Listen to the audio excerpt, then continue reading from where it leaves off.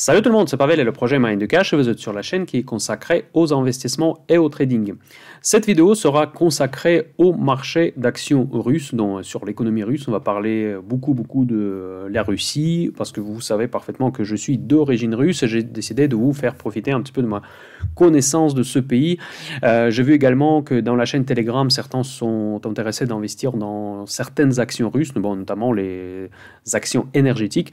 Et cette vidéo sera consacrée au marché russe, comment acheter des valeurs, quelles sont les valeurs que moi je trouve intéressantes, quels sont les risques surtout que vous prenez quand vous achetez des valeurs russes.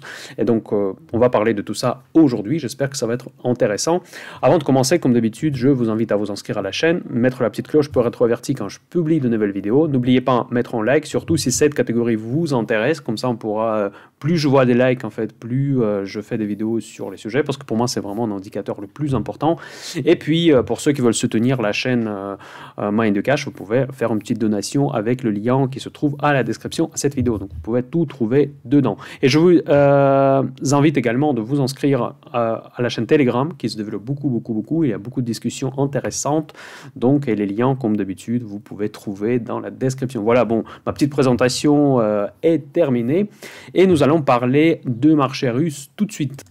Donc, dans les grandes lignes, je pense que vous connaissez tout ça, mais je vais faire cette petite introduction que c'est bon, c'est le plus grand pays au monde, donc avec au niveau des territoires, c'est sûr, mais au niveau de population, ça représente aussi un énorme pays avec à peu près 150 millions d'habitants. Je crois que même le dernier recensement de la population, c'était autour de 160 millions même, donc c'est vraiment une très grande économie. Donc c'est pour ça que pour nous, les investisseurs et les traders, c'est quand même un marché auquel nous devrons faire attention.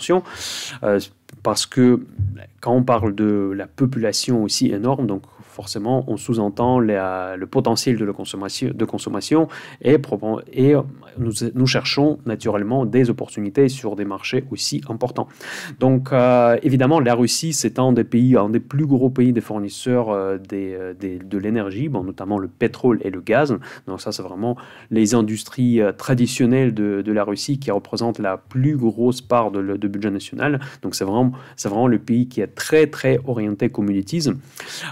La Russie, c'est un pays émergent, donc ça, c'est vraiment un point important pour faire aborder le premier sujet de cette vidéo. Donc, ça fait partie des pays émergents. Il y a quelques années, il y avait un acronyme qui s'appelle BRICS, donc qui inclut Brésil, Russie, Inde, Chine et Afrique du Sud, je crois. Bon, en tout cas, voilà. Donc, cet acronyme ne représente pas beaucoup maintenant, parce que là, déjà, il n'est plus trop d'actualité. Mais en tout cas, à l'époque, la Russie faisait partie dans des 5 plus grosses économies des pays émergents. Donc, où est-ce que la Russie se situe dans l'échelle de l'économie mondiale? En fait, vous pouvez voir qu'au niveau de PIB absolu, donc la Russie se trouve seulement sur la 11e place. Donc là, vous voyez la liste de ces fameux pays BRICS, en fait, qui étaient juste devant. Et la Russie, quand même, elle est derrière ces pays. Elle est loin derrière de la France, en fait, en valeur absolue. Donc vous pouvez voir qu'elle est très méga loin de les États-Unis, de la Chine. Donc l'Union européenne ici représentée comme un seul pays, ce qui n'est pas le cas, évidemment. Donc, et l'économie est beaucoup plus petite que celle de l'Allemagne et celle de la France et du Royaume-Uni. Donc, malgré, en fait, la grandeur du pays, malgré la population énorme, évidemment l'influence culturelle qui est aussi importante, ça se traduit dans le PIB qui est quand même largement faible par rapport à la grandeur de ce pays. Donc on pourrait normalement voir la Russie dans les premiers 3, mais c'est loin d'être le cas, même si c'est la 11e place, mais quand on regarde les chiffres absolus, donc on voit que la Russie elle est quand même très loin des deux premières puissances, les États-Unis et la Chine, malgré que en fait, la grandeur de pays elle est tout à fait comparable. Qu'est-ce que cela veut dire? Pourquoi je parle de tout ça? C'est tout simplement pour vous dire qu'il y a quand même un énorme potentiel qui se trouve au sein de ce pays. Donc on a quand même encore une énorme marge de progression que la Russie pourrait se réaliser sous certaines conditions. Donc évidemment, il faut que ces conditions soient présentes. Donc aujourd'hui, c'est pas le cas, mais selon moi, donc ça c'est le sujet que nous allons aborder en détail. Donc on devra parler de la politique, parce que quand on parle de la Russie, obligatoirement on devrait toucher les questions un petit peu qui sont un peu clivants en fait, malheureusement, mais en tout cas je vais essayer d'être au maximum objectif pour vous présenter la réalité des choses et quand vous investissez dans ce pays, quels risques vous prenez réellement. Donc, mais avant de commencer de parler de tout cela, je voudrais vous parler, faire un petit peu une parenthèse qui n'est pas spécifique à la Russie. C'est tout simplement quand vous investissez dans des pays émergents, il faut toujours être très vigilant. Donc je sais que malheureusement, je dis ça clairement malheureusement, beaucoup de chaînes françaises essaient de promouvoir les différents produits d'investissement, notamment en Chine. Donc ceux qui sont inscrits à la chaîne Telegram, je pense que vous savez de quelle chaîne je parle, notamment. Et donc, elle n'est pas la seule. En fait, il y a beaucoup de pays, il y a beaucoup de chaînes qui représentent aussi la gestion économique, du budgétaire, surtout de la Russie, comme, on va dire, le modèle pour que les autres pays doivent s'inspirer. Parce que c'est vrai que la Russie, elle est connue pour la gestion de la finance publique assez conservative. Vous allez voir mon avis par rapport à ce sujet, parce que je pense que c'est pas aussi simple que ça peut paraître de l'extérieur. Donc, quand vous investissez dans les pays émergents, prenez toujours en compte les spécificités de ces pays. Et la première chose qu'il faut prendre en compte, évidemment, et on oublie souvent de cela, c'est les taux. C'est les taux et surtout les cours de devises.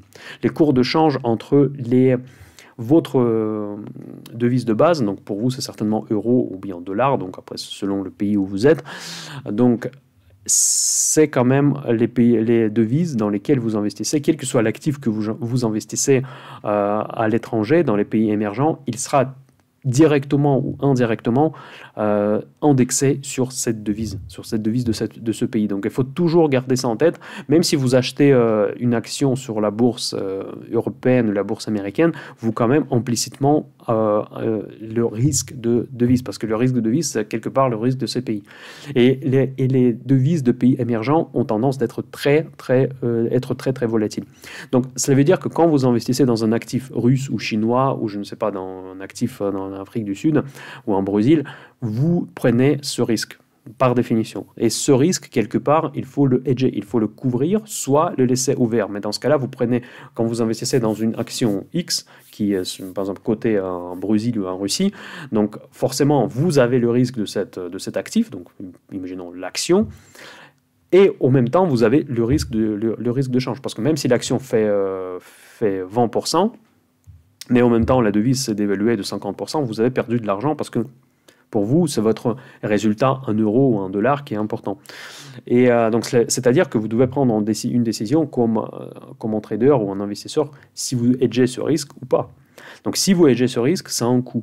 Et donc, ce coût doit être bien intégré dans votre stratégie d'investissement dans ce pays. Donc, n'oubliez jamais de ça.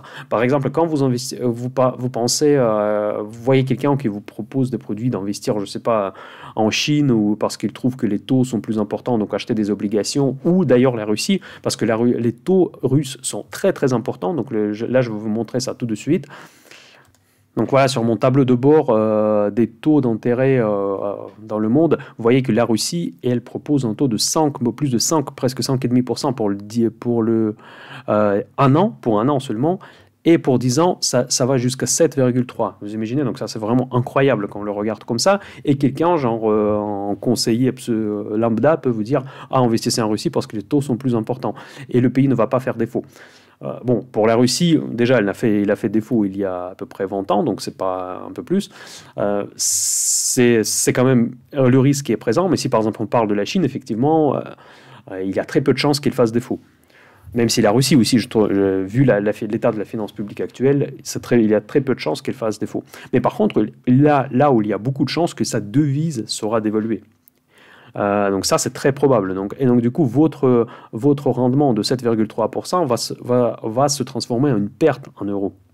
Donc pensez toujours à ça. Et si, par exemple, vous imaginez d'investir dans les obligations russes ou chinoises, et si vous faites, on va dire, ça professionnellement en hedgeant le risque de devise, c'est-à-dire que vous devrez acheter un forex forward pour une date quand vous comptez de toucher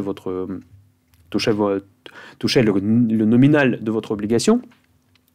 Mais dans ce cas-là, vous allez vite voir que déjà, cette assurance, quelque part, contre le taux de change va être assez chère, parce que l'actif est volatile, et donc du coup, elle va plomber votre performance.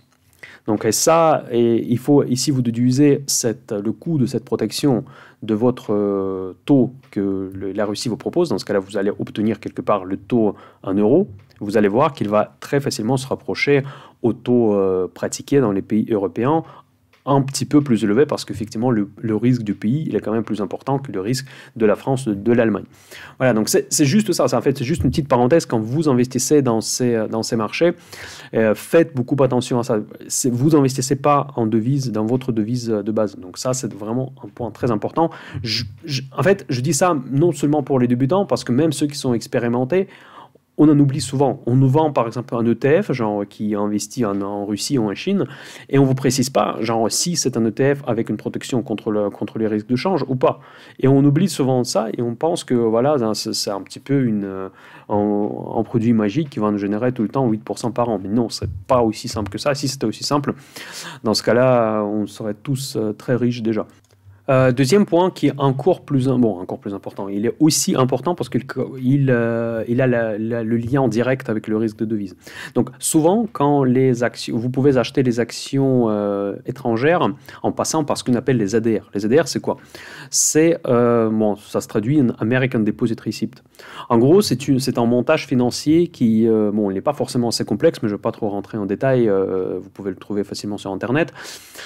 En réalité, les ADR, ce n'est pas vraiment une action. C'est un produit presque dérivé, même s'il ne fait pas, à ma connaissance, je peux me tromper là-dessus, mais je ne vais pas vérifier, mais ce n'est pas considéré comme produit dérivé, mais c'est un produit qui est indexé directement sur la valeur qui est cotée sur la place initiale, dont la place de Moscou.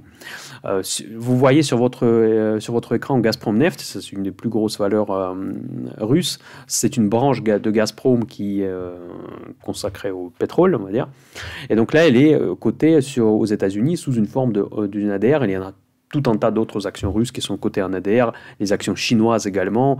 Donc les ADR, il ne faut pas oublier que quand vous achetez une ADR, vous achetez une action sur le marché émergent, le marché quelque part qui est très loin et qui est coté en devise locale. Là, c'est super important. Donc quand vous achetez un ADR qui est coté en dollars, par exemple, vous avez le risque de devise. Ça, c'est super important. En fait, ce que l'ADR elle fait, il vous transforme le prix d'une action en rouble, dans ce cas, dans un équivalent en dollars. Et il le fait ça dynamiquement.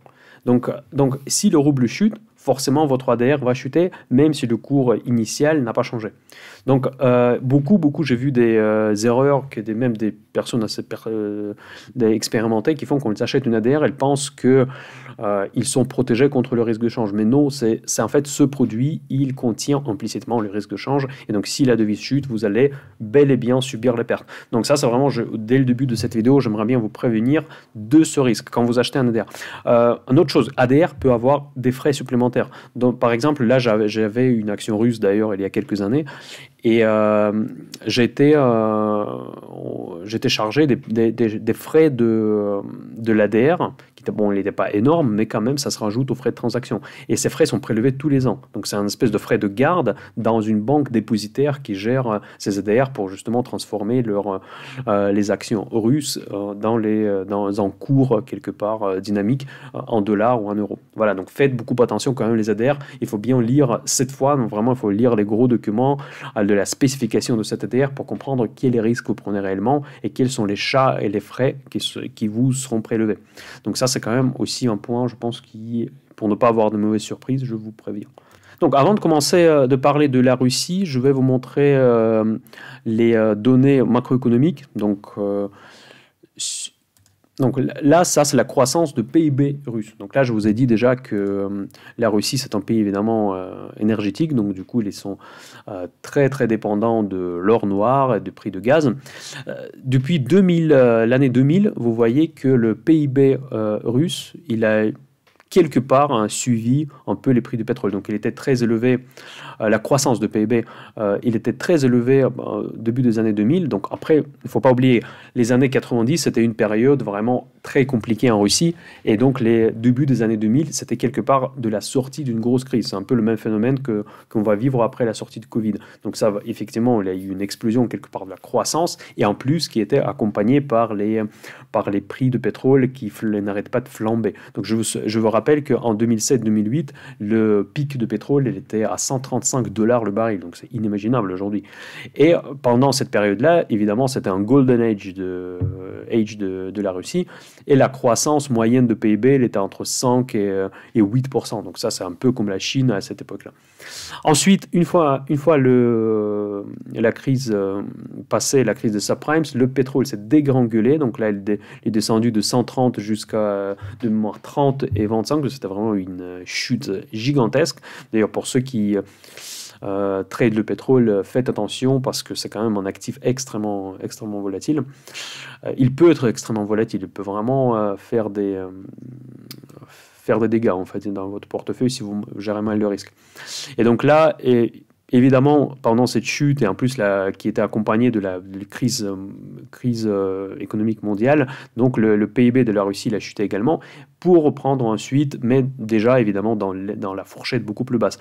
Maintenant, on arrive vraiment à un essoufflement de la tendance, donc la croissance de PIB, elle est comparable à la croissance de PIB européen, mais pour la Russie, encore une fois, c'est très très mauvais, c'est largement insuffisant.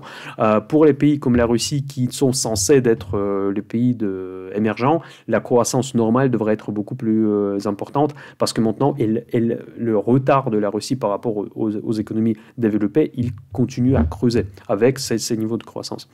Et donc, en plus, le PIB il est souvent exprimé en rouble, encore une fois, donc on peut dévaluer le rouble et augmenter le PIB. Donc, voilà, donc c'est quand même, on peut voir la tendance claire que les 20 ans de gouvernance de Poutine au pouvoir, donc ça c'est déjà la fêté 20 ans récemment, et donc l'économie russe elle est restée tout le temps dépendante du pétrole et des ressources naturelles. Voilà. Ensuite, un autre indicateur qui me paraît intéressant, ça c'est la façon comment la Russie gère le budget. Donc ça c'est... Et là, vous pouvez voir que ce que je vous ai déjà parlé récemment, cette gestion, ce qu'on appelle conservative. Cette gestion, vous voyez que pendant ce Golden Age, là, la Russie, il était un excédent budgétaire. Donc vous voyez que l'excédent budgétaire était même très important quand le pétrole était assez plus haut, pour chuter en 2008-2009, et ensuite il restait proche de zéro, voire déficitaire, et en train de repartir un petit peu les dernières années, parce que là c'est 2018-2019, mais c'est encore une fois les années quand le pétrole était relativement cher. Et n'oubliez pas que c'est les années après la dévaluation aussi de la devise qui a eu lieu en 2014 suite à l'annexion de la Crimée. Donc voilà, donc c'est là où vous pouvez voir cette gestion, ce qu'on appelle conservatrice, parce qu'effectivement, la Russie n'a quasiment presque pas de dette. Donc la dette externe, en fait, il y a la dette, comment dire ça, les engagements, voilà, excusez-moi, j'ai cherché un mot, les engagements vis-à-vis les investisseurs externes, ils sont ridicules.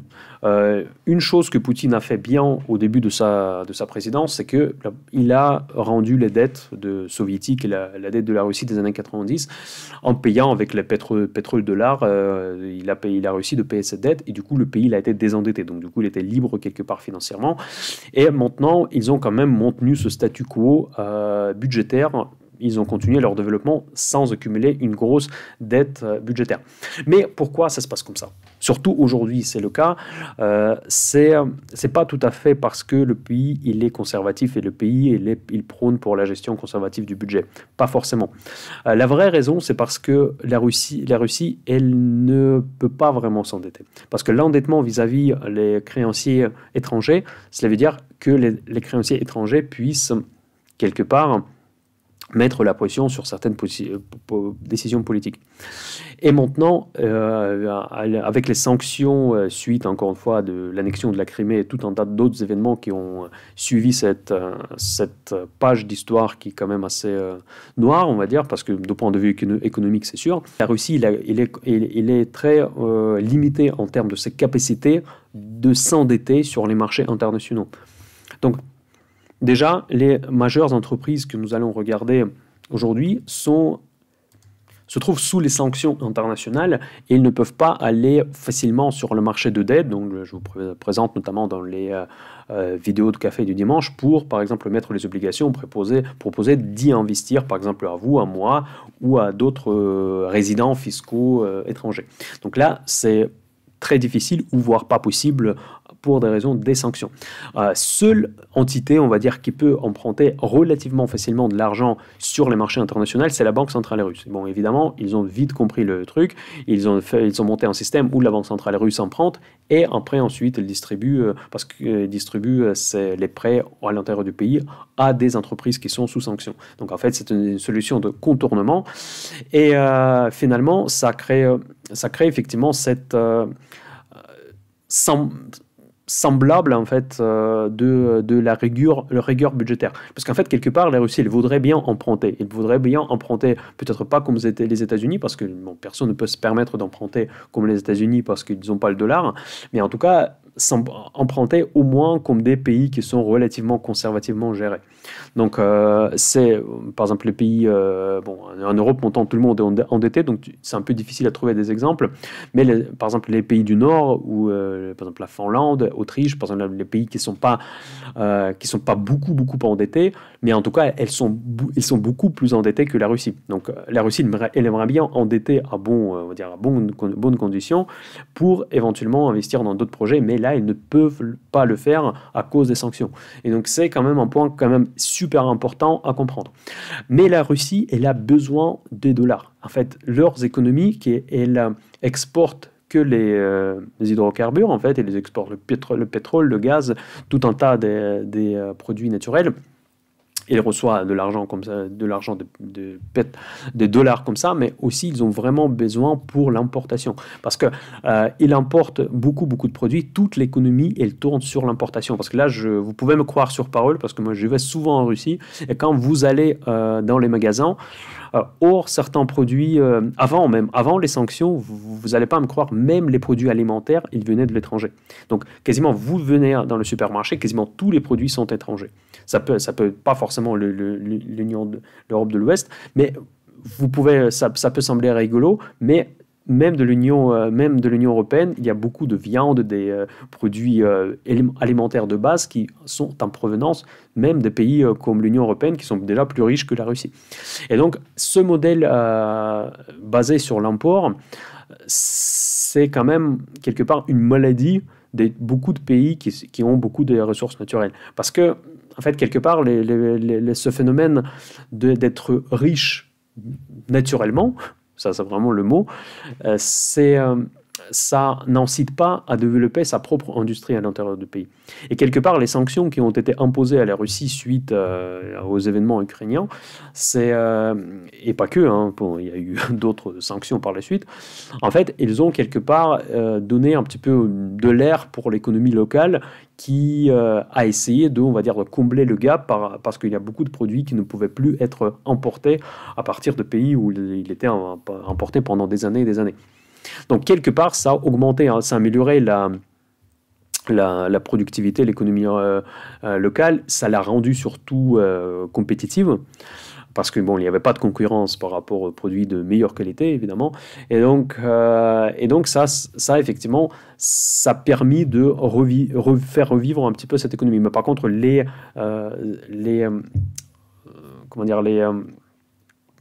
les effets négatifs de ces sanctions étaient évidemment bien plus importantes. Donc, selon l'estimation de la Banque mondiale, je crois que les sanctions coûtent à peu près entre 1 et 2 points de PIB annuel à la Russie, qui est assez maigre, donc voilà, comme on vient de voir. Voilà, donc c'est juste par rapport à cette situation économique globale pour vous expliquer que le pays, oui, il est conservatif, mais il n'est pas conservatif parce qu'ils le veulent. Il est conservatif parce qu'ils n'ont pas de choix.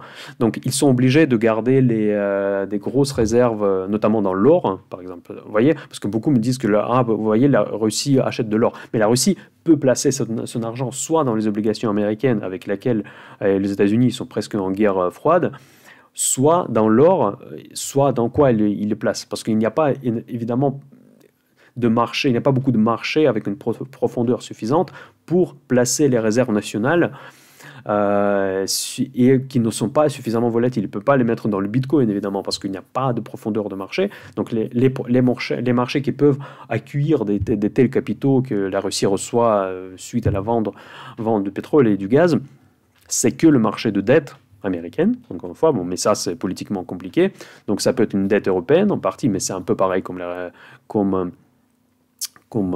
les États-Unis, mais aussi, bon, on cherche un petit peu le levier un peu partout.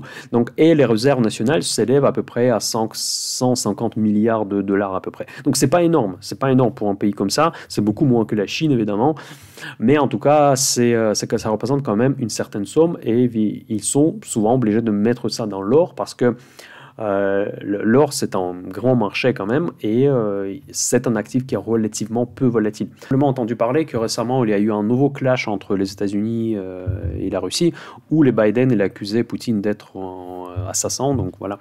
Donc après, on ne va pas rentrer en détail politique, parce que c'est vrai que la chaîne Mind the Cash, ce n'est pas la chaîne politique, mais en tout cas, quand vous regardez les news, quand vous essayez de projeter les profits des entreprises, pensez toujours que la Russie, elle travaille pour les pays occidentaux. Les pays occidentaux, c'est les premiers clients de la Russie. Donc, du coup, ce risque politique va toujours peser, notamment sur les marchés de GNL, donc le pétrole liquéfié, et le projet de Nord Stream. Parce que pour ceux qui ne connaissent pas, la Russie, jusqu'à aujourd'hui, en fait, elle fournit le pétrole et le gaz avec des gazoducs qui passent par le territoire de l'Ukraine. Donc, évidemment, l'Ukraine, aujourd'hui, c'est le premier ennemi de la Russie. Et ils ont commencé la construction d'un gazoduc qui passe à travers la mer Baltique. Ils ont investi des sommes massives, en fait, vraiment des sommes très importantes dans ce gazoduc pour contourner l'Ukraine et directement livrer le gaz en Pologne et en l'Allemagne. C'est un projet purement politique qui a coûté énormément et qui est aujourd'hui interrompu parce que les États-Unis, ils ont menacé des sanctions les sociétés européennes, notamment suisses d'ailleurs, qui ont assisté, qui ont aidé la Russie à développer ces gazoducs.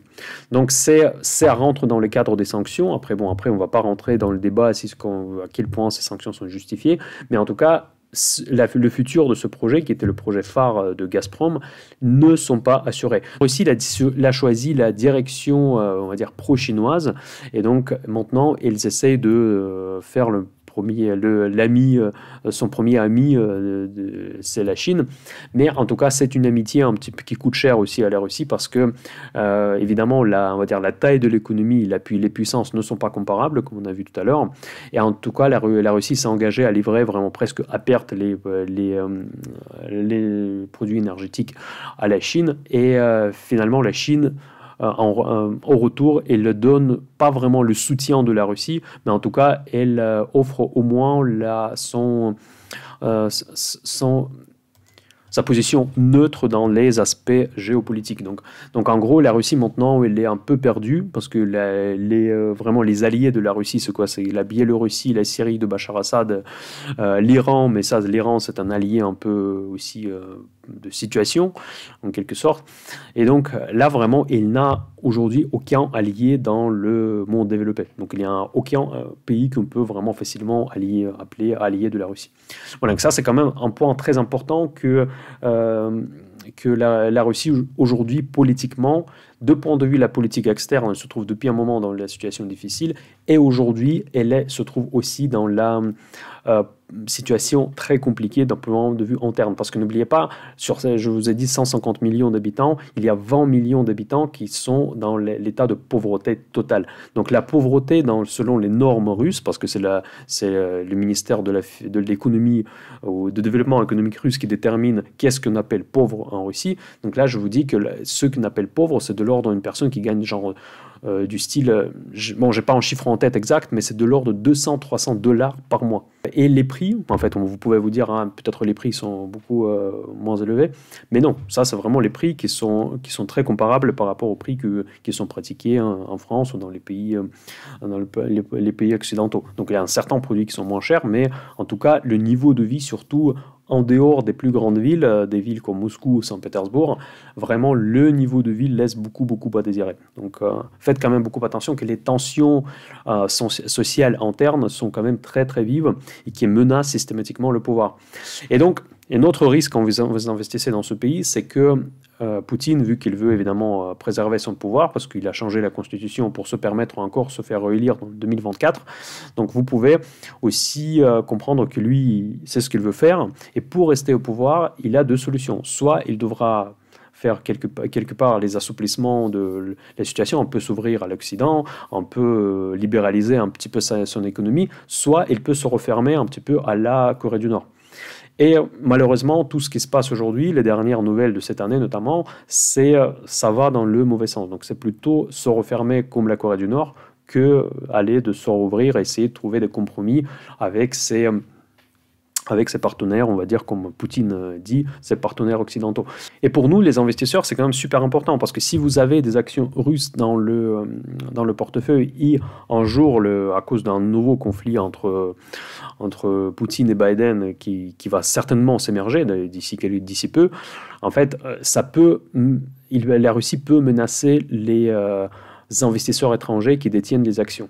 Donc, ils peuvent tout simplement ne pas vous traiter différemment les investisseurs étrangers. Faites beaucoup attention à cela, parce que le Parlement russe, il est complètement manipulé, donc parce qu'il y a vraiment un seul parti quasiment qui est toujours pro-Poutine. En fait, il y a plusieurs partis mais qui ont toujours la même opinion sur tout le sujet. Et donc, ils peuvent passer théoriquement n'importe quelle loi. Donc demain, si Poutine décide que vous, monsieur Dupont, vous n'avez pas droit de détenir les actions russes, vous n'allez pas les détenir. Donc c'est quand même très important. Donc il n'y a aucune sécurité de vos placements dans ce pays, surtout en étant étranger. Parce qu'en fait, je peux très facilement imaginer la situation, ils peuvent le faire en réponse à des sanctions occidentales. Donc faites quand même beaucoup attention si vous décidez d'investir maintenant et à long terme. Donc là, je pense que je vais vous parler de mon opinion, comment il faut y investir. Mais en tout cas, si votre projet est d'investir à long terme dans ces entreprises, donc faites beaucoup attention. Voilà, maintenant nous passons à des sujets qui concernent plus la bourse. En fait, en Russie, il y a deux indices importants. L'indice MOEX, en fait, c'est la bourse de Moscou, qui est coté en roubles, et l'indice RTS qui est coté en dollars. Donc, bon, peu importe. En tout cas, nous allons regarder les entreprises qui font partie de ces indices. Là, je vais peut-être vous montrer plutôt RTS parce qu'il y a souvent plus d'informations là-dessus. Donc vous voyez, là elles sont ennemies avec les États-Unis, mais quand même les actions sont cotées en dollars. Donc c'est quand même assez. Donc ça montre bien que quand même la Russie, dans la politique, en fait, évidemment, ils veulent être indépendants, ce qui est peut-être normal, mais dans les faits, en fait, ils sont quand même très dépendants de dollars, de tout ce système basé sur le dollar. Voilà, donc là je vais faire rapidement le tour des entreprises vous pouvez théoriquement acheter en France, qui vous parlent déjà. Donc là je ne veux pas trop m'arrêter sur des entreprises qui sont vraiment peu connues. Aeroflot, c'est une entreprise que vous connaissez certainement, ça c'est Air France russe. Pourquoi il faut suivre cette valeur? Parce que là, sur le coup, elle a des avantages concurrentiels, contrairement à d'autres aux compagnies aériennes dans nos chers pays occidentaux.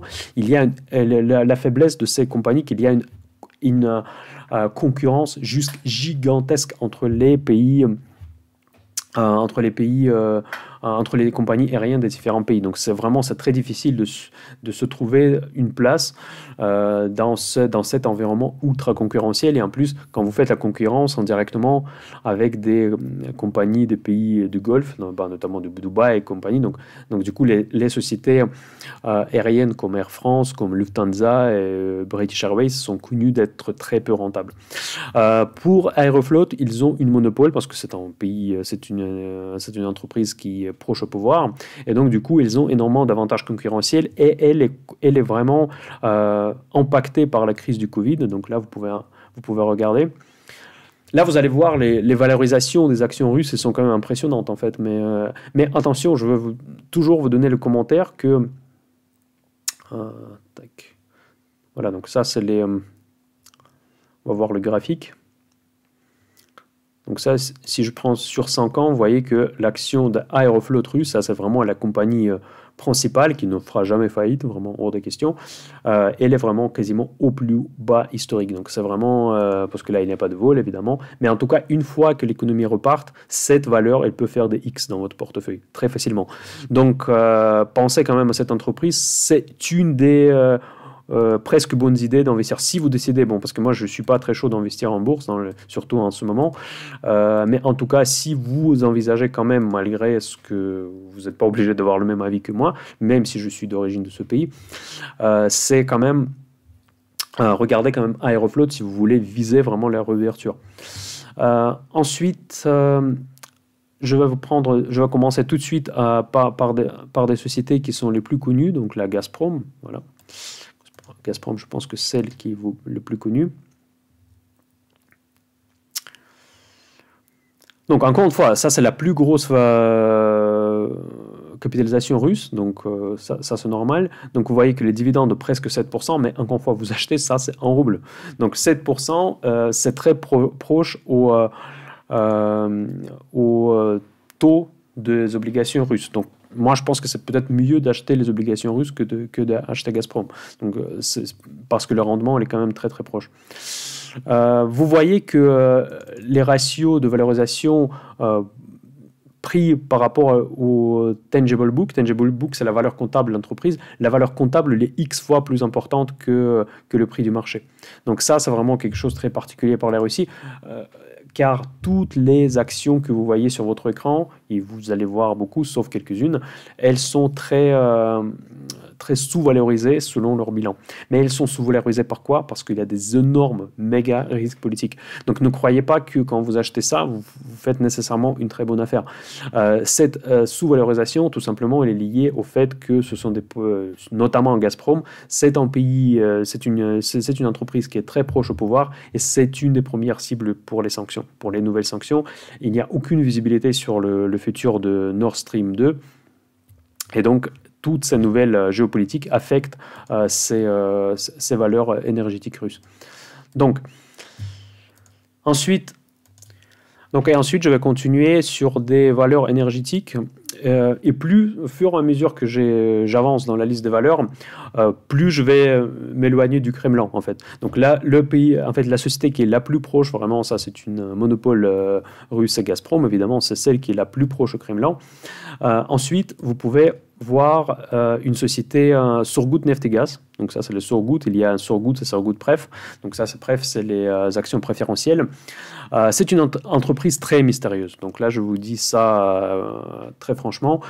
Cette entreprise qui a des centaines de milliards de cash sur les comptes. Donc c'est une entreprise que si vous prenez un ratio qui s'appelle Benjamin Graham Number, donc elle coûte beaucoup plus cher. Donc le cash seul, si vous enlevez toutes les dettes de cette entreprise, le cash seul sur leur compte vaut plus cher que l'action vaut en bourse. Ça peut paraître bizarre, ça peut paraître comme une superbe opportunité, mais encore une fois, faites beaucoup attention. Le marché ne valorise pas cette entreprise suffisamment parce qu'il a doute que ce cash, il peut être utilisé facilement. Donc je ne veux pas vous rentrer en détail de la provenance de ce cash et à qui il est destiné.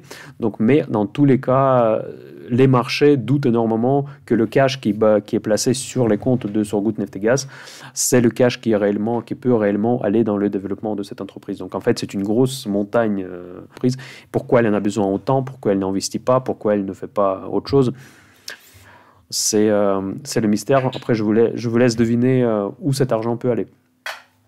Donc, parce qu'encore une fois, je ne rentre pas dans la politique. Ensuite, Rosneft. Rosneft, c'est une entreprise qui est gérée par Igor Sechin, c'est un ami proche de la Russie, donc j'aurais dû peut-être la mettre sur la deuxième place. Mais en tout cas, cette entreprise, elle est la plus sanctionnée généralement parce qu'elle fait le financement en direct de la guerre en Ukraine. Donc, il y a toute... Sechin, il est une des premières personnes parmi les oligarques russes à être inclus dans la liste des sanctions internationales.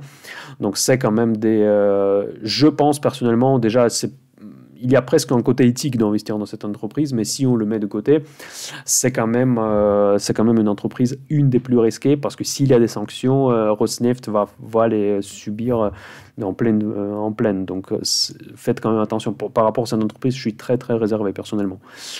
Ensuite, si on avance dans les entreprises moins proches du Kremlin, une de mes préférées, c'est le Lukoil. Donc si j'investis dans le pétrole russe, moi j'investirais via Lukoil. C'est une des entreprises les mieux gérées. Donc elle est implantée pas mal dans les pays occidentaux, notamment en Suisse. Donc il y a une branche de Lukoil Trading de pétrole qui est basée à Genève. Donc c'est une entreprise relativement bien gérée. Donc leur dirigeant, il est beaucoup plus, on va dire, il est très compétent, donc on va dire. Et cette entreprise, je trouve que c'est une des meilleures élèves de la côte russe si vous voulez investir dans les pétrolières. Ensuite, Tatneft, c'est aussi une entreprise que vous pouvez acheter via les ADR, je crois. C'est une entreprise qui a subi une fusion il y a quelques années avec une autre société qui s'appelait Bashneft. Et ça, c'était une fusion qui était évidemment orchestrée par le Kremlin. Et je connais très peu sur cette valeur-là, mais en tout cas, elle a le profil quand même plus proche à Lukoil. Donc, normalement, c'est une société de qualité, mais après cette fusion forcée, en quelque sorte, je ne sais pas si le profil de risque n'a pas changé. Je n'ai pas suivi depuis un moment de cette valeur, donc faut quand même, je ferai plus attention. En tout cas, pour moi, mon choix dans le secteur pétrolier russe, ça se porterait sur Lukoil. Voilà, les autres entreprises, je pense qu'elles sont un peu plus difficiles à acheter, mais en tout cas, celles qui sont les plus, on va dire, les plus modernes, les plus créatives, c'est Yandex. Yandex, clairement, ça c'est de la top des tops de les valeurs russes. Yandex, c'est un Google russe, c'est un peu comme Baidu, comme Google. En Russie, c'est Yandex. Voilà. Mais en tout cas, cette valeur, elle est chère, donc comme toutes les valeurs technologiques. Si vous regardez sur le durée plus longue, vous voyez, donc c'est le graphique qui nous rappelle facilement les sociétés de Nasdaq. Pareil, en fait, il y a une autre société qui est concurrent en quelque sorte de Yandex, ça s'appelle Mail.ru. Mail comme les courriels. Donc là, je crois qu'il n'est pas dans la liste. Je ne sais pas s'il est coté au sein de RTS. Mais c'est une grosse entreprise aussi. Donc, bon, dans tous les cas, il y a un concurrent de cette entreprise. Et dans ce concurrent a investi la société Prosus, que vous connaissez certainement. On en parle souvent sur la chaîne Telegram. Donc, elle n'a pas que Tencent. Elle a investi aussi dans cette entreprise Mail.ru, qui est concurrent de Yandex. Mais attention, Mail.ru, il a beaucoup moins d'avantages concurrentiels que Yandex. Donc, ils sont loin devant. Donc, si vous voulez un leader technologique du pays, c'est Yandex. Voilà, maintenant, le secteur bancaire. Ici, il y a une bonne nouvelle, quand même, parce que il y a deux banques, il y en a une qui est excellente, l'autre qui est vraiment qui ramasse. Donc celle qui est excellente, c'est Sberbank. Sberbank, c'est une banque qui est très bien gérée, c'est une des banques les mieux valorisées, elle est très conservative sur le coup, et elle a tout un tas d'autres projets. Vous pouvez la voir un peu comme un conglomérat en fait des différents actifs. Et maintenant, Sberbank, il fait la concurrence justement à Yandex parce qu'il commence à développer une branche technologique. Ça devient en fait en quelque sorte une société où il y a tout un tas d'activités. Mais par contre, cette entreprise qui est très riche, en fait, qui encaisse beaucoup d'argent, c'est la banque principale russe, c'est celle par laquelle passent toutes les transactions à l'intérieur de la Russie, les versements de retraite, tous ces versements, on va dire, pour des charges locales, etc., tous les impôts, tout passe par cette banque. Et donc, du coup, c'est de loin la banque la plus solide en Russie. Mais en tout cas, quand vous investissez dans cette banque, c'est une proxy sur l'économie russe. S'il y a un problème interne dans l'économie russe, évidemment, ça, c'est le marché interne. Donc, vous pariez sur la situation actuelle à l'intérieur de la Russie. Quand vous achetez les actions russes, type Lukoil, vous pariez pas nécessairement sur la situation dans la Russie, mais vous pariez sur les prix de pétrole, tout simplement. Et en plus, évidemment, les risques que puissent avoir des sanctions ou pas sur ces entreprises en question. En tout cas, quand vous investissez dans les banques russes, vous pariez sur la situation interne de ce pays. Voilà. Ensuite, il y a une deuxième banque qui s'appelle VTB Bank. Par contre, là, elle est beaucoup moins rentable. En fait, elle a beaucoup plus de problèmes. Encore une fois, la personne qui gère cette banque, elle est avec Igor Sechin, il est dans une des premières dans la liste des sanctions. Cette banque, elle est très proche du Kremlin. Je ne dis pas que Sberbank n'est pas, mais celle-ci, elle est encore plus. Et donc là, par contre, là, je ne regarde même pas cette banque. Je ne pense pas que je vais un jour y investir. Voilà. Ensuite, il y a d'autres sociétés qui me paraissent intéressantes et probablement la seule qui m'intéresse vraiment, vraiment, c'est la société qui s'appelle Novatek. Novatek, c'est un spécialiste, c'est un des leaders mondiaux dans le GNL. Donc, vous pouvez... Mais encore une fois, le GNL, c'est là encore on retourne à des débats politiques, c'est qu'il y a une bataille sur le marché parce que la politique des États-Unis aujourd'hui, c'est de remplacer le gaz russe par le gaz naturel liquéfié américain. Ou pas forcément que américain, mais en tout cas le gaz naturel liquéfié en provenance des autres pays. Et ça vraiment, ça impacte direct sur les intérêts de Novatek. Mais en tout cas, si vous voulez investir sur le GNL, ou LNG en anglais, donc c'est ce qui est d'ailleurs très porteur. Beaucoup, notamment, je vous rappelle par exemple que Qatar, il y a quelques années, ils ont abandonné le pétrole pour faire que du GNL, parce qu'ils voient dans le GNL vraiment l'énergie du futur quelque part, en hors évidemment les renouvelables. Donc ça, c'est vraiment dans les énergies classiques, c'est le plus prometteur. Donc Novatek, c'est un des leaders mondiaux de LNG. Ensuite, Moskovskaya Birja, ça en fait c'est peut-être un peu difficile à prononcer pour les Français. En fait, c'est la bourse russe. Donc c'est l'investissement un petit peu comme Euronext. Et notamment, contrairement à Euronext, Moskovskaya Birja, elle n'a presque pas de concurrence. Donc évidemment, ils ont un avantage concurrentiel énorme, le moite, et quand vous investissez dedans, vous êtes sûr quasiment qu'ils vont rester, ils ne vont pas avoir de concurrents. Mais encore une fois, vous pariez sur l'avenir capitalistique russe. Donc est-ce que la bourse russe va toujours exister? Est-ce qu'ils ne vont pas passer vraiment de l'autre côté des barricades? Ça, c'est vraiment un risque. Et évidemment, après, il y a tous les autres facteurs qui peuvent influencer ce type d'investissement, comme les taux d'intérêt, etc., parce qu'ils gagnent de l'argent sur le levier, évidemment. Voilà. Donc ça, c'est ce qu'a fait...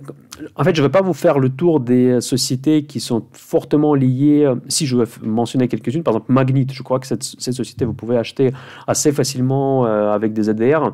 Ça, c'est le retail russe, ça, c'est la vente de détail, les supermarchés, etc., etc. Il y en a d'autres aussi, la Lenta Rue, mais je ne suis pas certain que vous puissiez l'acheter. Dietsky Mir, ça, c'est une société, ça s'appelle l'univers des enfants, donc ça, c'est les produits pour les enfants. D'ailleurs, c'est une très belle entreprise. Si vous trouvez un moyen d'y investir, c'est possible, mais ça, c'est un pari, encore une fois, sur le retail russe qui est en fait en chute libre avec la baisse des revenus des ménages. Donc ça, c'est un secteur que je vous déconseille vivement jusqu'au moment que la Russie reprenne un petit peu jusqu'au moment qu'il y a un petit peu de visibilité.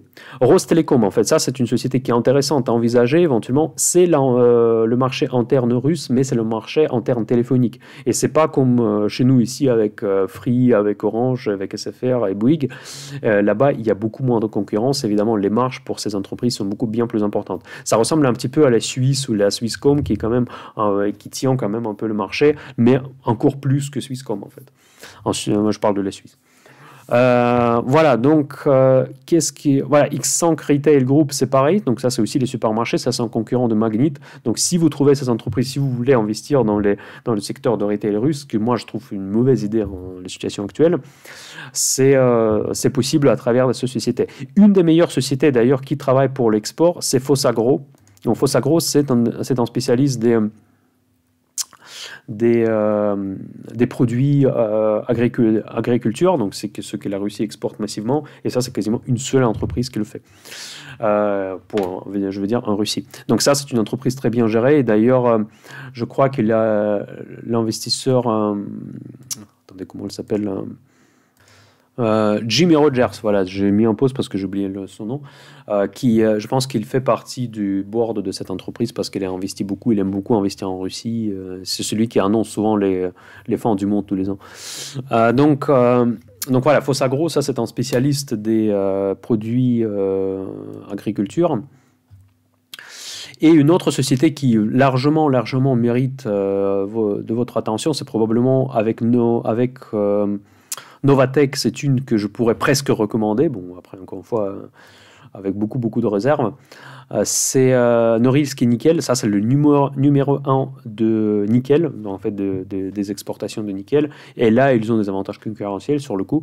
Et c'est une entreprise relativement épargnée des histoires de sanctions. Bon, en fait, toutes les entreprises sont dans les sanctions pratiquement, donc dans toutes ces histoires, elles subissent les conséquences des relations internationales entre la Russie et les autres pays. Mais en tout cas, Norilsk et Nickel, elle n'est pas sur le premier front de cette bataille. Donc, mais en tout cas, ça, c'est une entreprise qui est très intéressante à en considérer. Vous voyez, donc là, il y a ici déjà le dividende qui est plus important. PE ratio, vous pouvez facilement trouver les PE ratio à 2 ou 3 en fait en Russie, donc c'est pas étonnant. Mais ici, c'est 15 pour la Russie, c'est beaucoup. Donc Norilsk et Nickel. Il y avait aussi une autre Police Gold, en fait, c'est un spécialiste de l'or, en fait, l'extraction de l'or. Donc ça, c'est la manière pour ceux qui habitent en Russie de s'exposer sur l'or au lieu d'acheter l'or physique. Donc il achète soit l'or physique, soit Police Zoloto, qui s'appelle. Donc c'est une entreprise qui est spécialisée dans ce domaine. Donc je ne pense pas, vu que vous avez l'accès certainement à Barrick Gold et des autres entreprises de même type, je ne pense pas que ça vaut le coup d'aller sur les valeurs russes et prendre les risques politiques et les risques d'échange. Voilà, la dernière société que moi je pense qui est très intéressante aussi, ou même dans la même liste avec Norilsk et Nickel et Novatek, c'est Alrosa. Alrosa, c'est un spécialiste des diamants, en fait, donc c'est le producteur des diamants. Et donc évidemment, ça, c'est un secteur qui peut être assez intéressant dans certaines conditions. Si vous vous intéressez à ce type d'actifs, bah évidemment, je ne pense pas que je serais étonné que cette action soit très bon marché, donc non, il n'est pas le cas. Vous voyez, donc elle est presque au plus haut historique, donc, et le PER à presque 24, ce qui est super cher pour la Russie. Donc vous voyez, donc c'est quand même une entreprise qui est relativement chère. Mais si jamais la Russie, où il y a souvent des crises boursières, soit des crises qui sont triggerées par les crises politiques, vous pouvez faire des bonnes affaires sur ces entreprises-là. Donc, pour résumer cette vidéo, pour tout ce qui est pétrole, énergie, attention, les risques politiques. Ces risques politiques vont peser sur ces valeurs et ça va continuer tout le temps jusqu'au on ait le changement de paradigme pour qu'on puisse avoir une visibilité. Est-ce qu'il faut investir dans ces entreprises-là? Moi, je n'investis pas. Je n'ai aucune valeur russe, quelle que soit leur qualité, dans mon portefeuille aujourd'hui, pour des diverses raisons. Mais en tout cas, si vous voulez investir dans les valeurs pétrolières russes, je vous conseille une suivante stratégie. Donc, il faut acheter sur le marché haussier, évidemment, essayez d'acheter sur le marché haussier, acheter avant les dividendes. Donc les dividendes, pour la plupart des entreprises russes, sont versés en mai, juin, donc entre avril et juin, un peu comme chez nous. Et vous investissez avant les dividendes, vous touchez le cash, et ensuite vous attendez que le gap de dividendes soit refermé. Donc ça, je pense que c'est la stratégie la plus sécurisée, parce que vous ne restez pas si longtemps dans la position. Si le marché est haussier, les entreprises énergétiques russes, sur des dernières années, elles sont assez... on va dire, du point de vue backtesting, en fait, elle referme le gap de dividendes assez rapidement. Donc ça, c'est une idée d'investissement sur ces valeurs-là. Ensuite, si il y a une crise, après, s'il y a un changement politique ou quelque chose, vous allez avoir énormément d'opportunités. Donc les valeurs sont en train de se casser la figure très rapidement sur ces marchés, et les valeurs de qualité, c'est évidemment Sberbank, parce que ça, c'est vraiment le proxy, et c'est la valeur la plus achetée par les étrangers. C'est une grande banque de qualité. Donc vous allez voir les rentabilités. Si vous faites l'analyse fondamentale, vous allez voir que ça n'a rien à voir avec les banques européennes et américaines. Donc, et si vous voulez vous exposer sur ces valeurs-là, Sberbank devrait être dans votre portefeuille, parce que ça, c'est l'exposition Russie par excellence. Ensuite, il faut rester à l'écart de retail. Ça, c'est sûr, parce que vraiment, le niveau de revenu est en train de baisser tout le temps, et donc du coup, le retail ne va pas en profiter. Et après, il y a les valeurs étrangères qui, moi, je trouve très intéressantes. C'est Novatek, c'est un spécialiste de LNG. Alrosa, qui est spécialiste des diamants. Et Norilsk et Nickel, qui est une des meilleures sociétés russes, qui est numéro 1 mondial du nickel, et Fossagro éventuellement pour cette entreprise qui fait de l'exportation des produits agricoles. Voilà, donc ça c'est un aperçu très rapide du marché russe, des valeurs qui peuvent y être intéressantes. Je vous dis encore une fois que moi, je ne suis pas présent